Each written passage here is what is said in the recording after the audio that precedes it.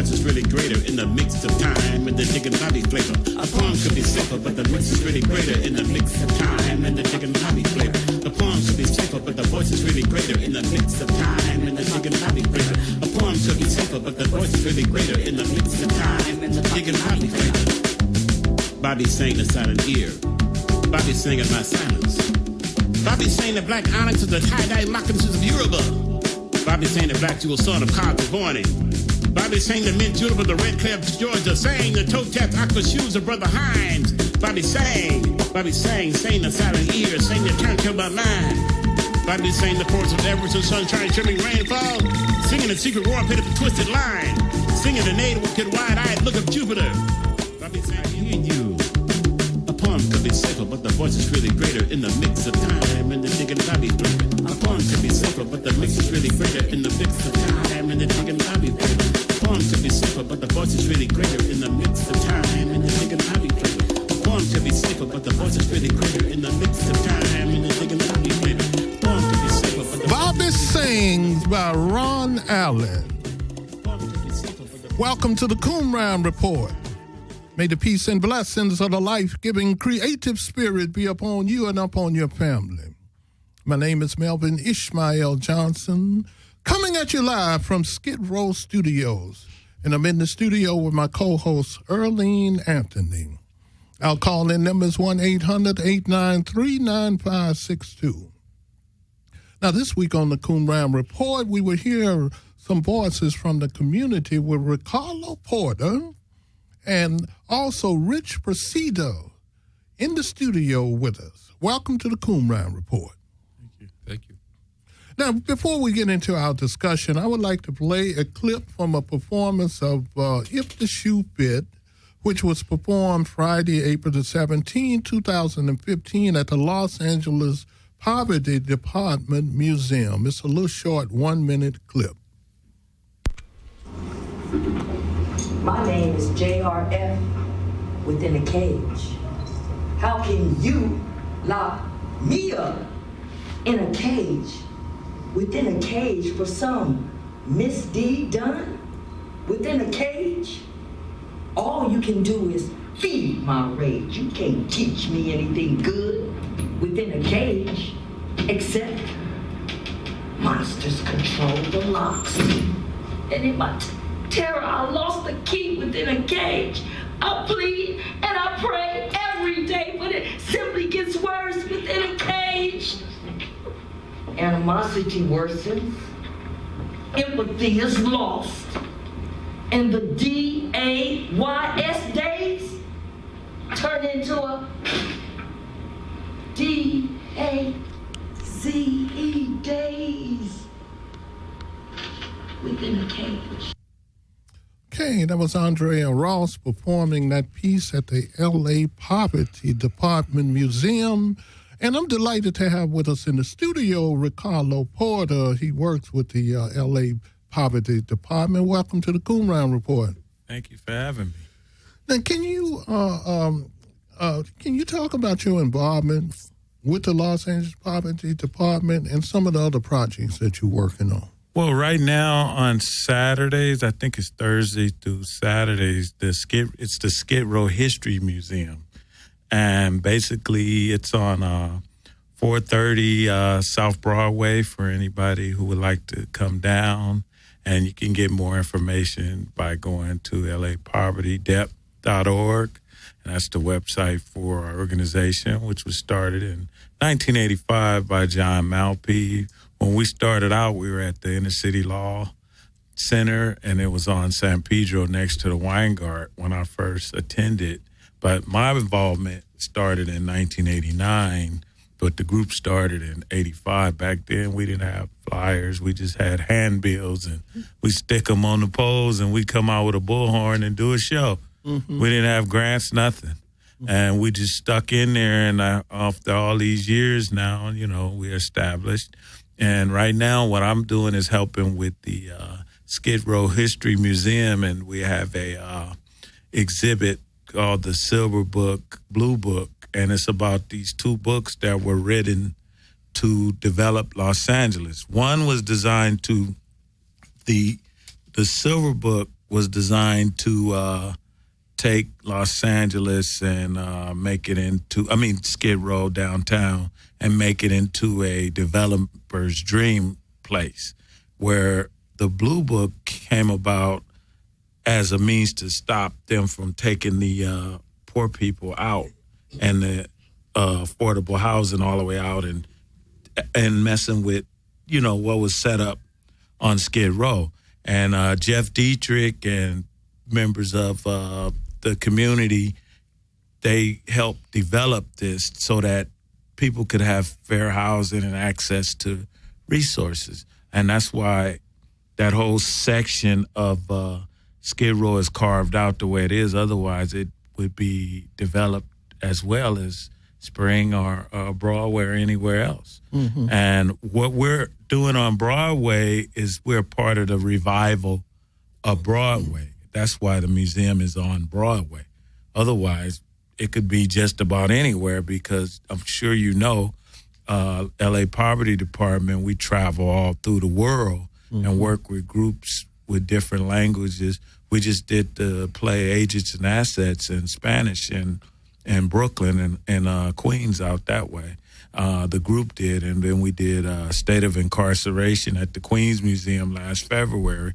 So the group constantly is on the ground breaking of creative arts and development. And me, I've always been in it all my life.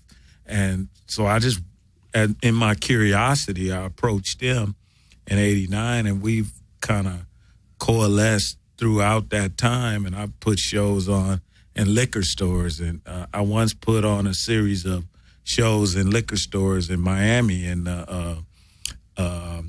Liberty City District, where it's like super poor and a lot of crime and hopelessness. And I went by where the Cultural Center is on Martin Luther King Boulevard, of all places, and nobody was in the Cultural Center. So I said, well, why don't I bring the Cultural Center to the people?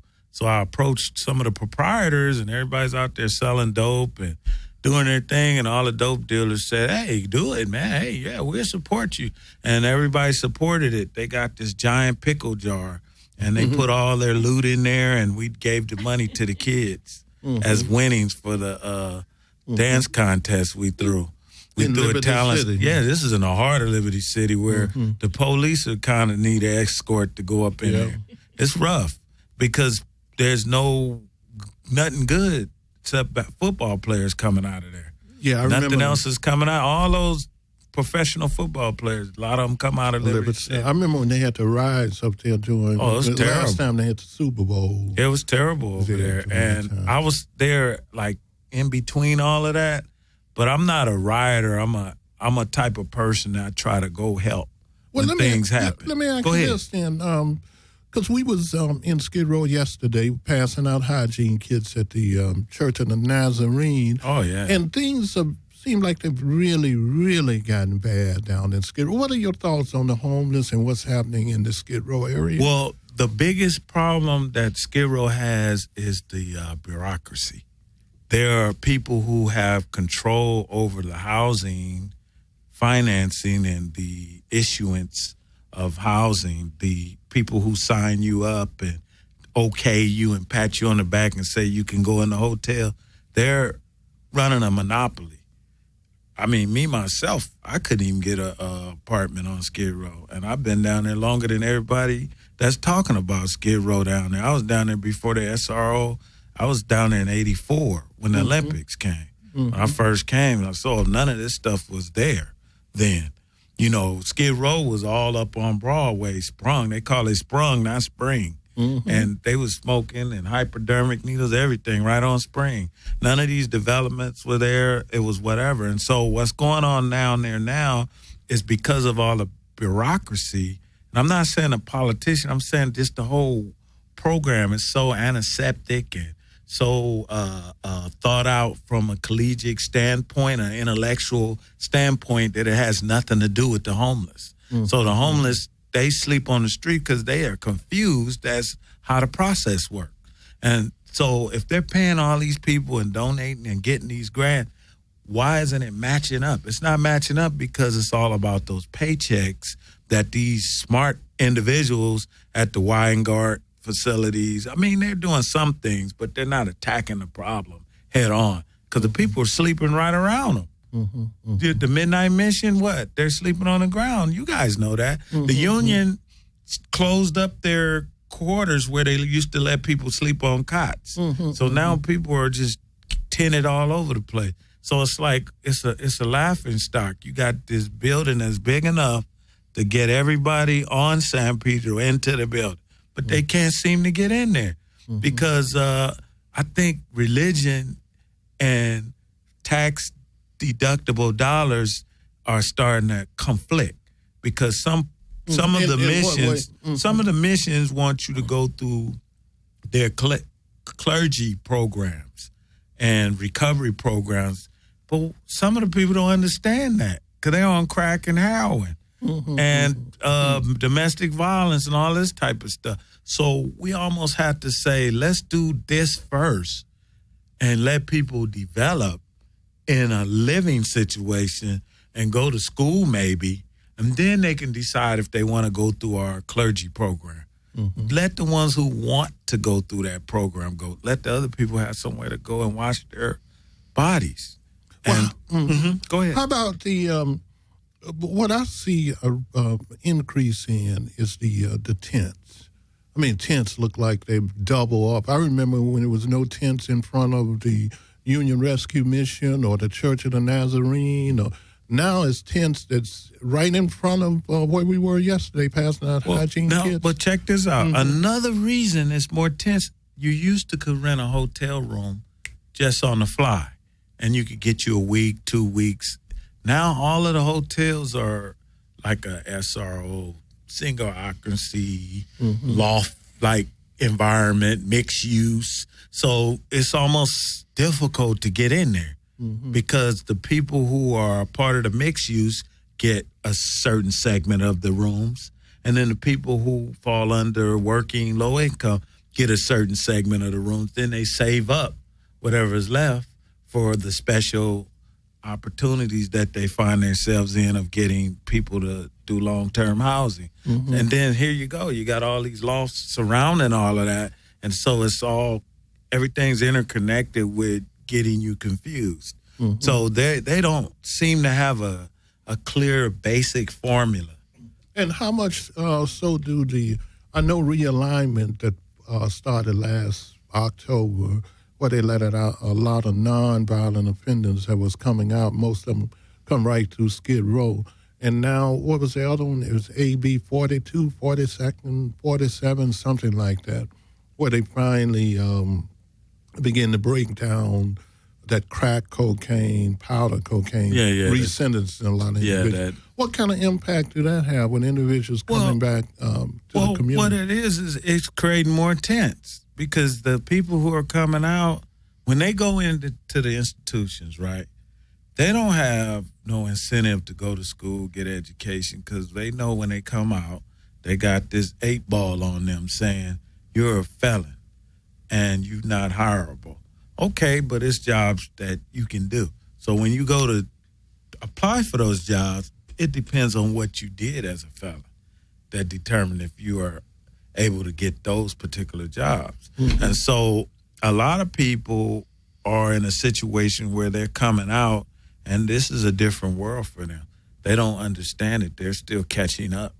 Now, the interfaith community, what can the interfaith community do to impact, or is they part of the problem? I think the interfaith community need to start looking for jobs for people because they talk good about people changing their lives, but I think all of especially in the Black community, in the Latino community, in the Asian community, the people who say they're here to help, they need to start, because I hire people myself. And if I can hire people and give them something, like right now I'm doing a thing where I'm showcasing artists at different venues, and it's called Infinite Movement Presents. I've been doing it for years, and a few members of our community have come and perform, and I gave them some money, a little stipend for coming out and performing their work. Now, if I can do that, and I don't own a big corporation or a company or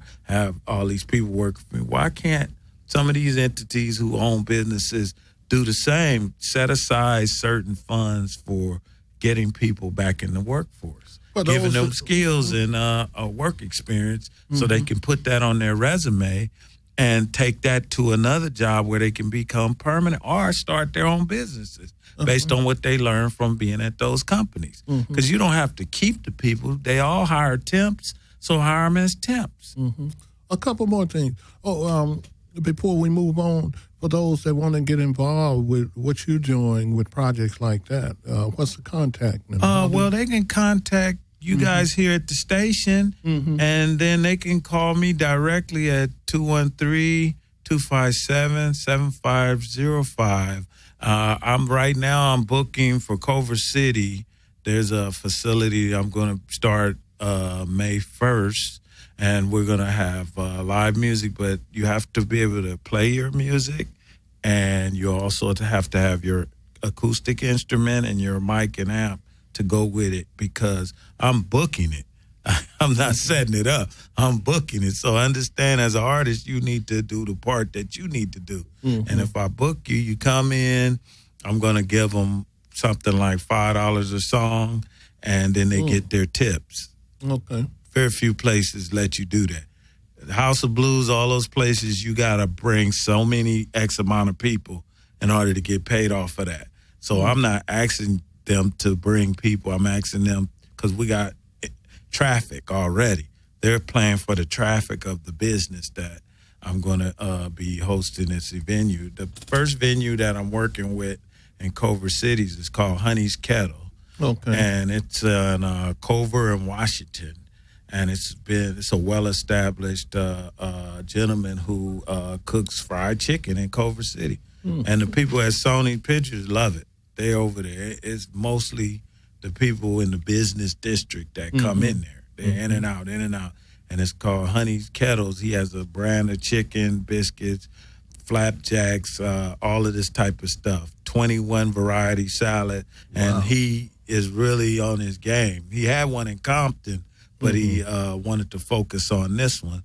And basically, I know him from the community, so we linked back up. We were doing this, and I was bringing people from downtown, and they were performing there. And I stopped for a while to work on my other projects, but I have been doing stuff all over the place. Now, let me ask you this then. How would this impact, one of the major issues in the Skidrow area is dealing with the mentally ill. That's a whole separate issue in that Skidrow area. What's happening No, there? mental illness is across the board with LA, period. It's not just Skid Row. People, let me share this with you, because I work on Crenshaw, I go to the Murd, I'm doing some stuff. I just gave away 100 tacos over on Normandy and King at this business down there called Natural Soul Food Cafe. And I went and got with them, and we gave the guys on the street 100 tacos. Just gave it to them, and they ate the tacos, and they were so happy. And I didn't preach to them or nothing. I just say, hey, eat some tacos. And it was turkey tacos. And they're like $2 or $3, $4 a piece. But and what was the business? It's called Natural Soul Food Nonprofit Cafe. And we gave them tacos. And then this Saturday coming up, there's an insurance business. You got some on the 25th, right? I got some on the 25th coming up. And that's going to be 3 doors down from that. See, I'm going from business to business doing things. This one is called, it's part of Infinite Movement Presents. Also, I'm bringing Mexican rock bands in, and they're going to play in an open house at Global Rates Insurance Company, which is right there on King off of Normandy. And they're going to do a show around 5 o'clock, so people are free to come over there. And it's a cover charge? No. It's free. I want everything to be free so people can come somewhere. I want them to have somewhere to go. So people can come over there at 5 o'clock and enjoy the food. I mean, and that was the other thing. Enjoy the music and meet the owners of the business. It's like an open house. Come meet them. They just moved in. They moved in. I was the first person that greeted them hugged them, and told them, you're family. And English is their second language. Mm-hmm. But I say, you guys are our family. Y'all need anything, let us know. And like I even told the guys out front, hey, be easy with them, help them out. They trying to start a business right here, and they sell insurance. And I just embraced them. Mm-hmm. Nobody didn't tell me to do that. I did it because it's my instinct to do these type of things. Okay. Let me one more question I want to ask you, and then I want to talk to Rich for a while. What do you what kind of impact can the cultural arts have on changing the situation, especially like in the community, in places like Skidrow? Because there's a lot of artists that fall from the community, different reasons, substance abuse, whatever. There's a lot of talent down in the Skidrow area. How can that be organized? Well, the arts are important because it gives people something to show people how they can overcome. Like I've done plays, and I've done street plays. I've done events that never is on the news. There's no pictures. A lot of the stuff I've done down there with these guys. I hold classes in Gladys Park where I talk to guys about globalism and the economic development systems of the world for like 2-3 hours. I had their undivided attention. And the guys right there in Gladys Park, you'll be surprised. They stopped selling drugs and just sit there and listen.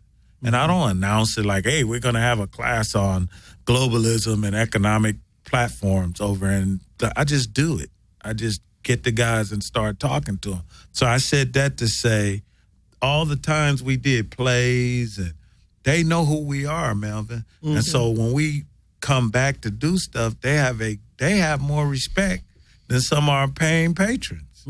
Because they'll just, oh, yeah, you're that guy was in that L.A. poverty play. Or you that guy was in drama stage Qumran. Or you guy was part of that artist collective. And they respect us. They respect the art.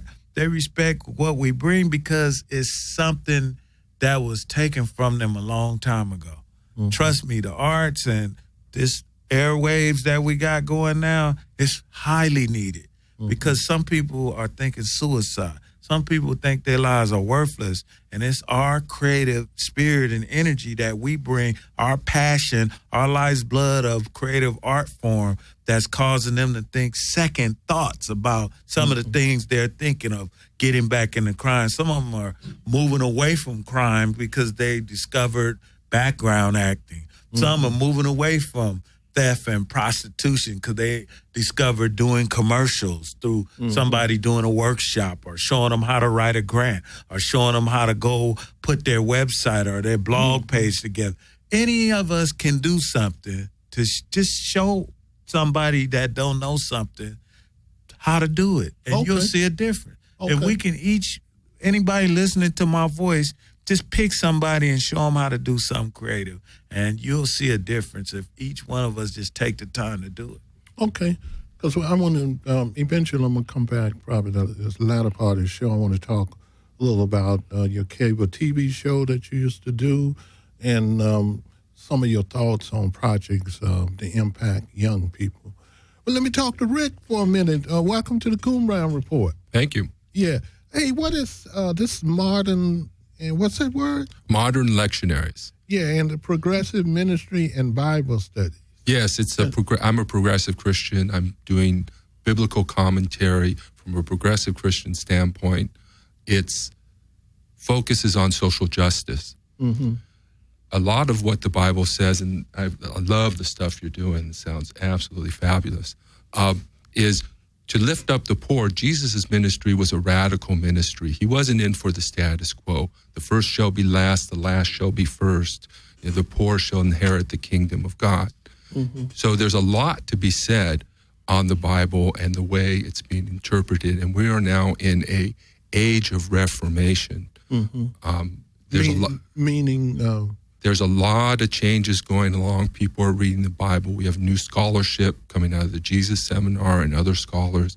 And we're looking at the Bible from the perspective of the context in which the literature was written and in which Jesus lived. The political, historical, literary, social context in Lou what John Dominic Crossan calls the matrix. And from that, we can better understand what the scriptures are telling us.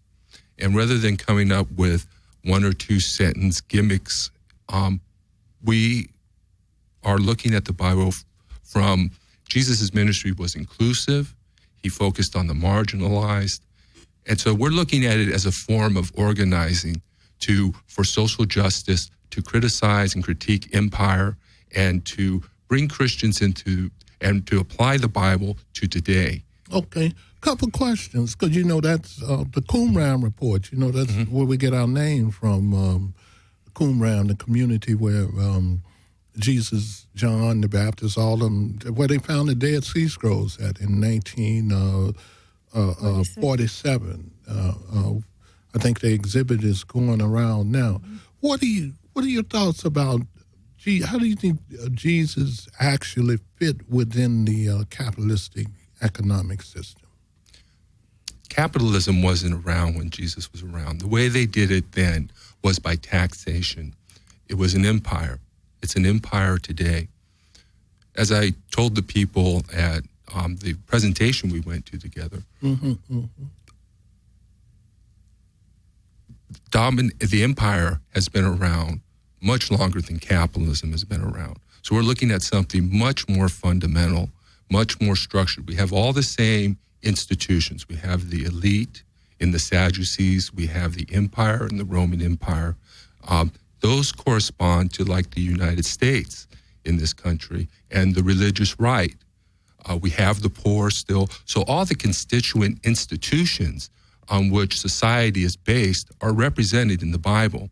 And when we look at that, we begin to see that the real problem is empire and the oppression of the poor. And that's a lot of what Jesus was talking about. So let's see. Well, how about the, prior to the Roman Empire, the Babylonian Empire, Code and Hammurabi, was the earlier form of,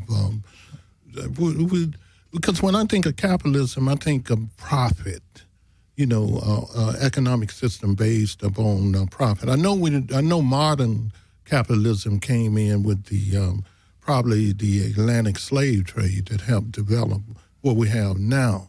But during the time of Jesus, probably the only difference is you didn't have a middle class. You had the upper class, and you had the slaves. Didn't have a penal system because Rome, they wasn't set up that way. They either took slaves and stuff like that. But I know Jesus made some very profound statements that I think about all the time. One, as I remember the rich man that came to Jesus and he wanted to join Jesus. And Jesus, according to Scripture, told him that he had to give up absolutely everything. He didn't say anything about you got to make tithes or anything like that. He said that you had to give up everything to join him. And then I know when you look at the Essene community, in which a lot of the book of Acts is based upon, they kept everything in common. Their whole economic system was in common. I throw that out in the sense that I see so many ministries, especially the TV ministry, that generate millions and billions of dollars and stuff like that. How do that fit into how do they tie that into somebody like Jesus, who made it very clear, make Rome, Rome, God, God, made a separation? The ministries are what you're talking about. Mm-hmm. They're represented, in my mind, by the Pharisees and the Sadducees in the Bible. So when Jesus is criticizing the Pharisees, or the Pharisees are criticizing him, of course, the Pharisees were not as bad of people as they're made out to be. They were the religious people of that day. They were like the religious right. They were good people. They thought they were doing the right thing. They were following the law. They were often following it literally. Very similar to what's going on now. So, yeah, with that, the story of the rich man, that's how to get into heaven, to give up everything. I was reading some work by a feminist scholar. And what really needs to happen in some ways is to reverse everything, with the bottom and those voices lifted up, and the powerful and those voices reduced. So now, because when you read the works of Flavius Josephus, you know, he wrote the. As a matter of fact, he come from the same town that Jesus come from, Galilee, and he lived during the same time period. So I consider him to be one of the most authentic historian there. And then he talk about there were more than just the Pharisees and the Sadducees. You had two other parties that was connected, that was called the Zealots, the Essenes, the Revolutionary Party, the one that really started the war between the Romans and the Jews that went on for 7 years, in which the temple was destroyed. But what I'm looking at now, when you look at Judaism, Christianity, and Islam, no doubt in my mind that all three of them come out of the same source material, because all three of them trace physically and spiritually through Abraham. And then I'm watching what's happening today, you know, with the different revolutionary groups.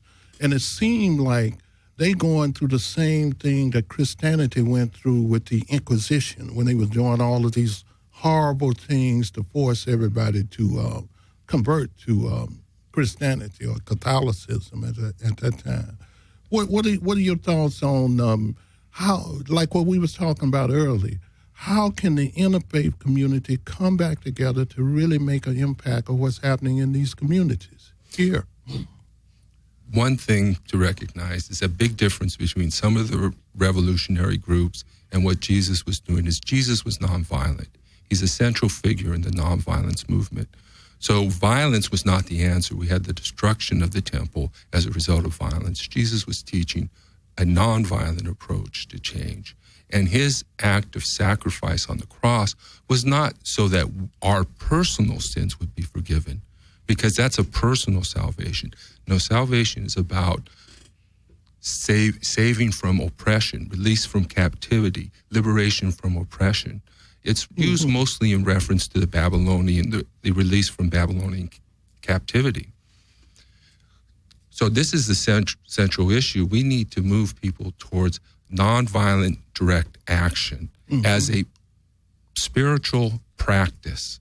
And that's one of the other things I'm doing. I have a social action leadership team in which I attempt to get progressive Christians active in social movements and actually get them in leadership positions in social movements so we can build coalitions to have a stronger impact on public policy. Because while we can go around and putting Band-Aids on a lot of problems that are in this area and with the homeless, we really need a change of heart in the United States, and we need a change in policy, because only government can address these problems in an efficient way. The problem is just too big for individual churches to handle, and churches are not really set up to do that. Churches are organizing institutions. They're the greatest organizing institution ever created, and the sooner we understand that and start using it that way, the better. And I want to assure you, you don't have to worry about anything, because the other side already knows this, and they've been using it that way for a long time already.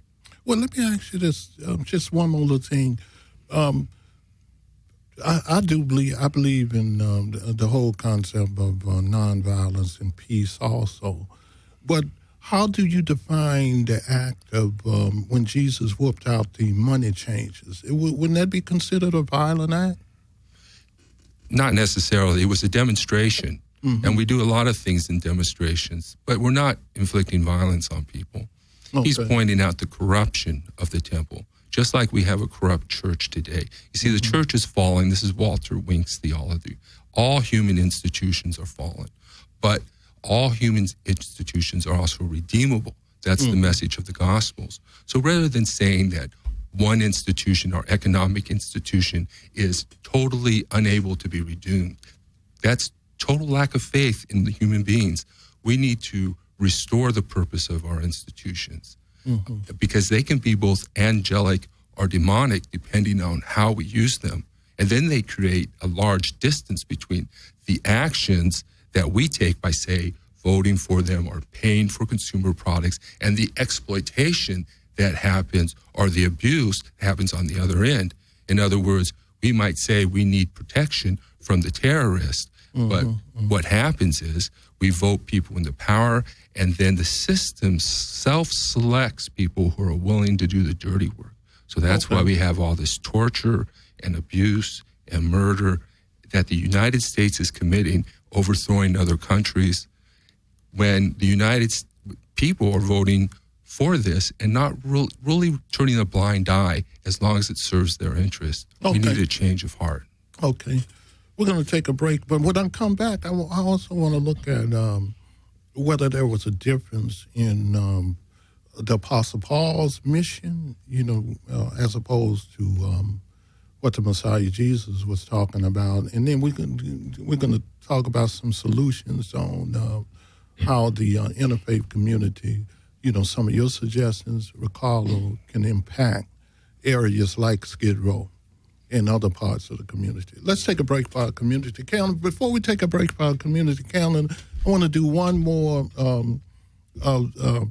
little audio clip from the performance, If the Shoe Fit, that was performed at the Skidrow, at the Los Angeles Poverty Department Museum last Friday. And this is a short clip. Kevin Michael Key, he's performing a piece. My name is DeAndre Wiggins. I am being held illegally in prison, in solitary confinement, in Malone, New York.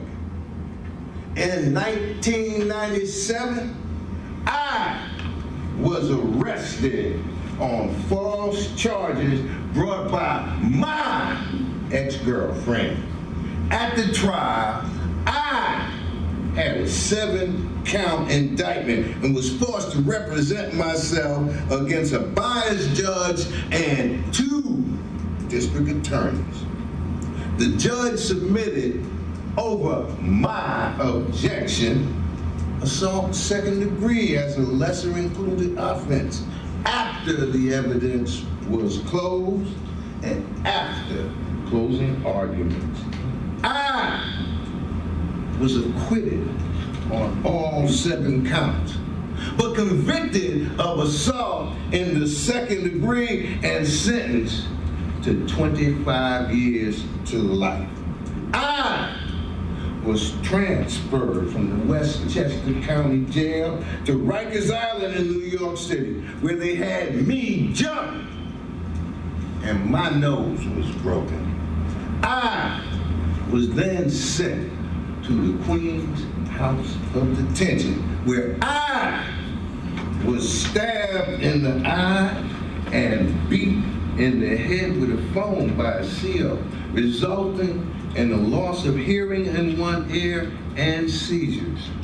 All of this was done to keep me isolated and in a state of hopelessness so that I would do what they wanted.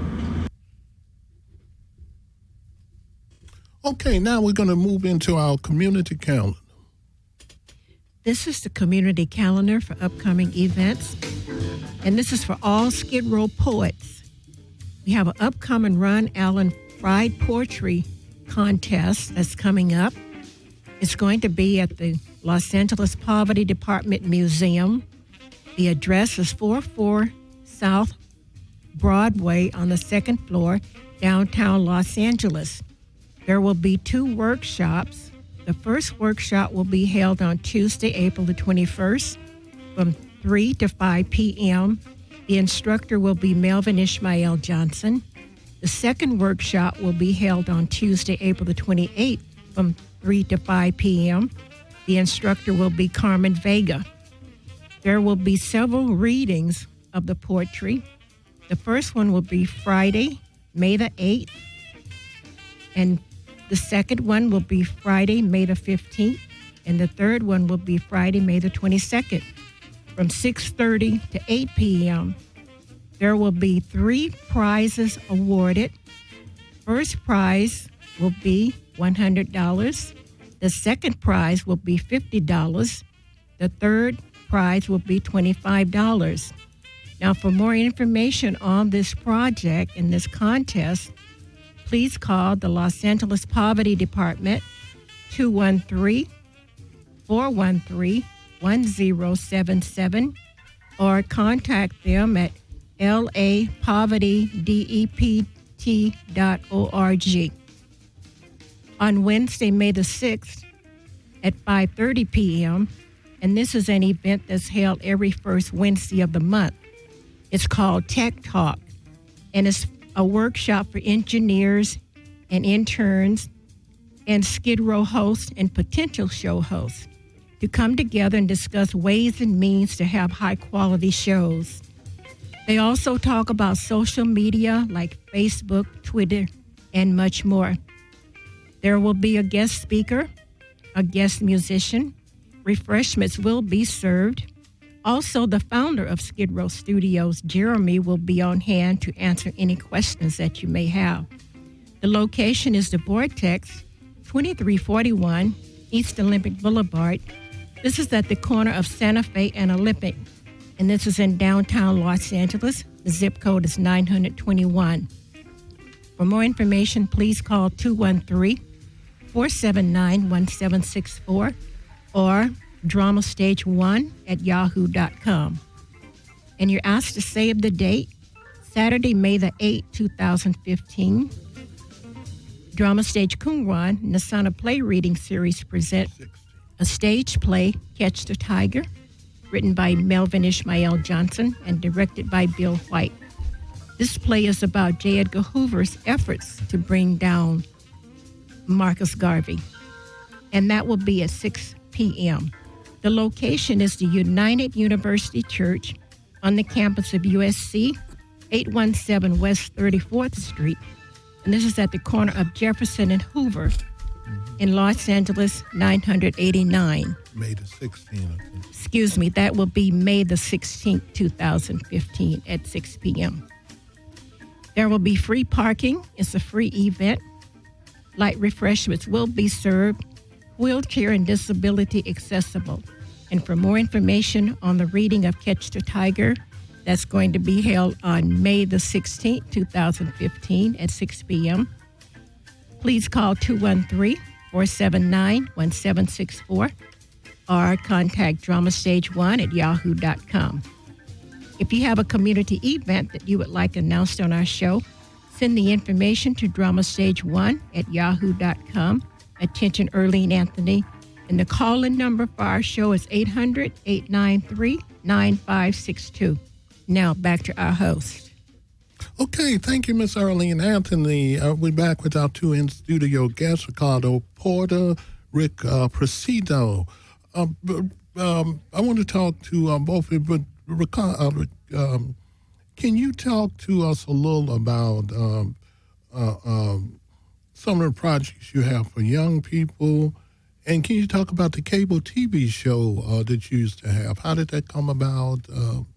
What was that like? Well, what happened, I was doing a show, don't just sit there and do something. And what the show was about was different things people can do to improve their lifestyle. It was like Two Time or something. You just sit there, and we had one where we talked about how to exercise when you have limited mobility.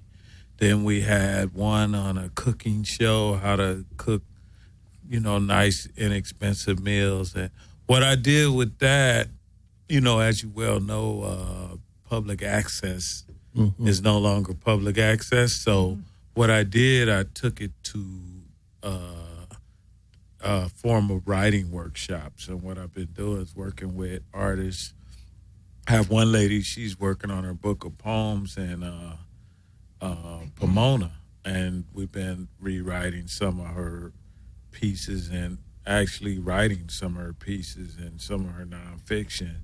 And different people across the city who are working on scripts and whatever. And so right now we're moving it into like writing projects, putting projects together Well, and then taking those projects to the next step. So I said that to say, any interested young people, parents who want their kids to learn how to produce a script can contact the show's.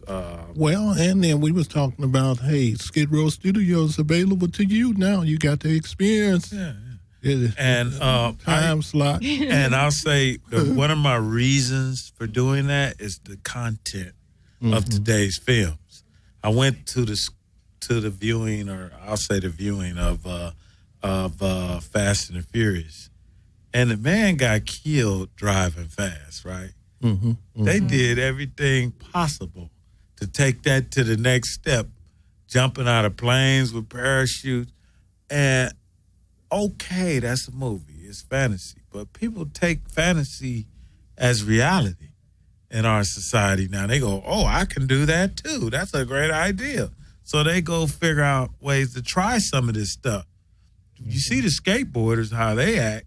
And that's not a criticism. That's the reality of them watching this stuff. Trying. So yeah. One of the things motivated me, we need quality writing and story structures so we can teach the people values. We need to start teaching our public values again. And we start? It's something like we're afraid of values. And we're scared to give people values. And we should start with the young people? Have to, because some of the older people, they don't want to, not all, because I'm sure you're listening, if you're one of those older people who are teachable, this does not mean you.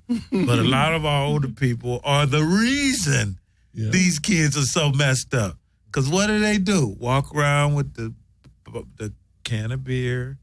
They pants is hanging off too. Because guess what? They spend it on beer instead of a belt. And it's a values thing we got that's not there. Okay. They don't teach values in our inner city community. Who's teaching it? We're going to come back because I want your closing comments.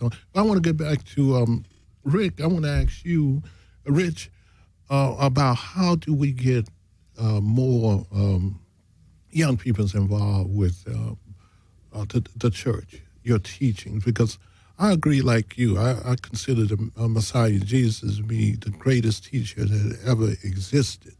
So how do we get more young people involved?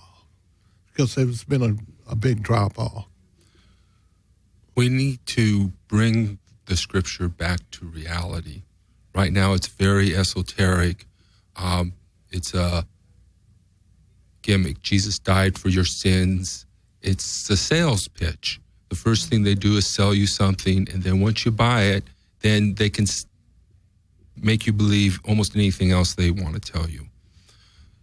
We need a interpretation, a story that people can relate to, that is today, that is today's world.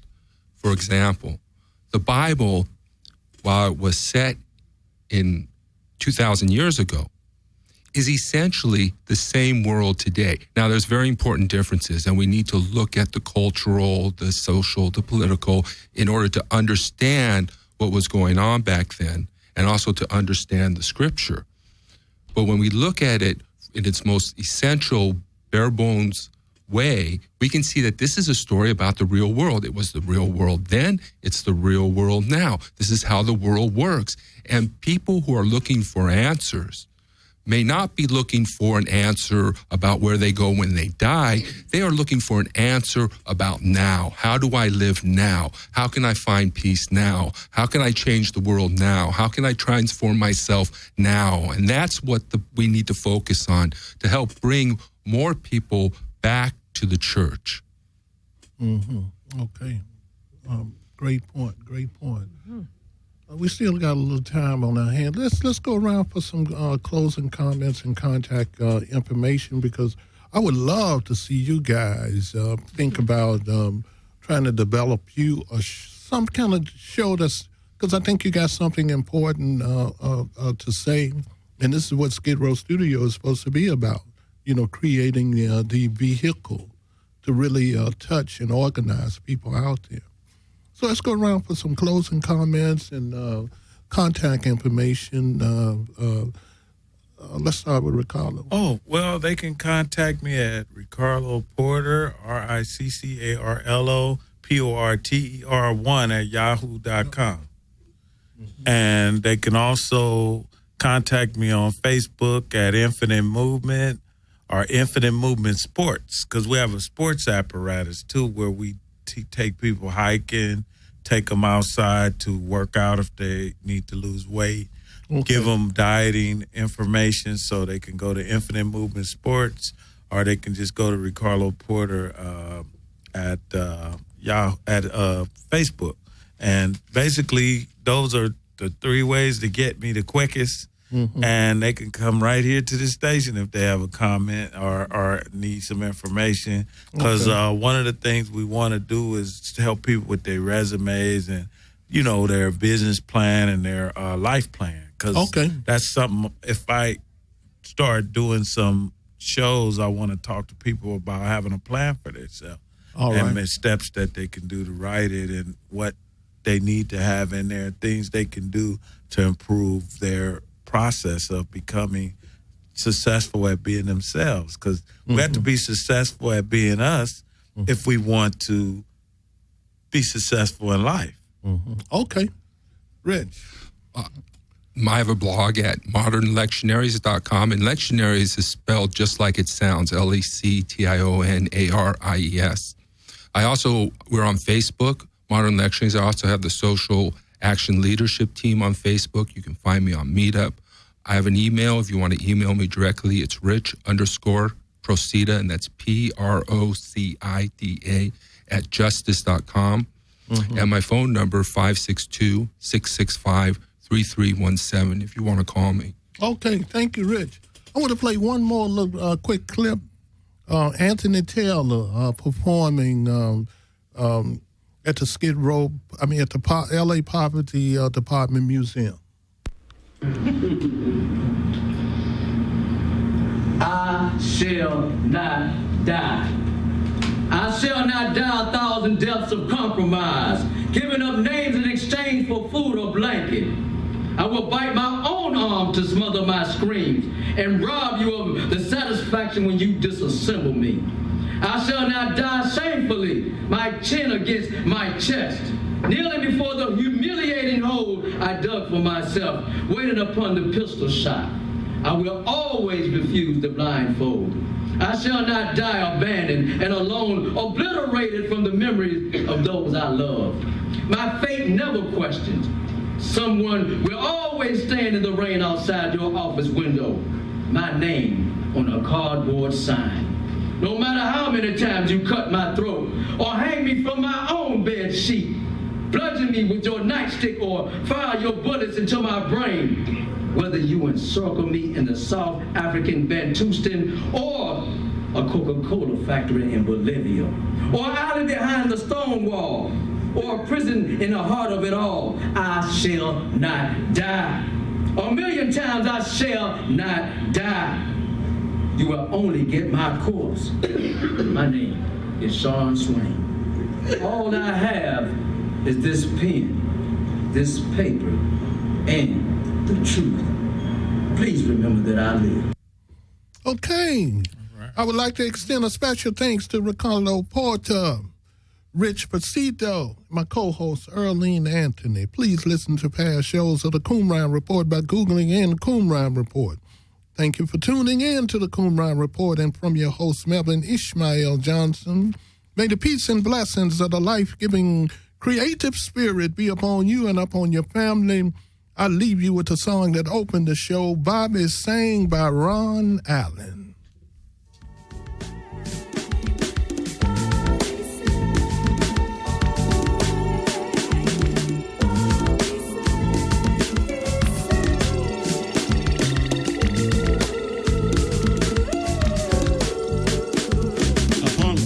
But the voice is really greater in the mix of time and the digging body flavor. A poem could be safer, but the mix is really greater in the mix of time and the digging body flavor. The poem could be safer, but the voice is really greater in the mix of time and the digging body flavor. A poem could be safer, but the voice is really greater in the mix of time and the digging body flavor.